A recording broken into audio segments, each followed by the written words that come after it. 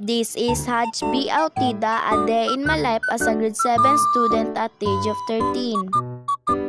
Panibagong araw, panibagong vlog na sa magluto sa diay tano. Kaya ako magipaluto sa sudan, magluto jud ta. Aw, magluto, oy. Palutoon man jud kog sudan ba? Labo na pag dili ako magtakang sa nilungag. Ang isa gi-assign sa pagluto og sudan, ang isa gi-assign sa pagluto og kanon. Naluto na daytong sudan no, tas ning kaon, tas na toothbrush. Aw, malamang. Si minaglotion na day ko ani no, kay para dili madry ang skin. Dapat kabalo sad mo mga laga sa inyong panit. By the way, nagpahumot na day ko ani no, para fresh ba? Aw, fresh, uy. Maglip balm punta ninyo yung aron dili madry ang lips. Aw, aron dili madry, uy. Si mi nagsapatos man day taani no. Aw, nagsapatos, uy.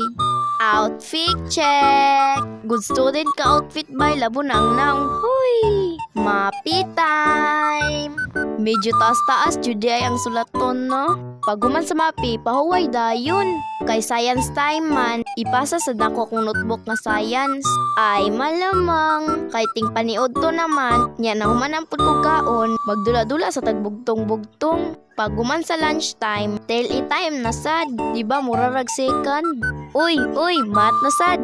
Si mi magmat na sa di ay taani no. Aw magmat, uy. Kay last period man, ting-ulian na. Murag excited sila sa last period ba kay mao naman ang time na ting-ulian. By the way, pauli na juday ko ani. Aw pauli, uy. Oops, bago sa mayan ng video, shoutout day sa mga estudyante ni Ma'am Helen, mga gwapo-gwapa kaayo mo.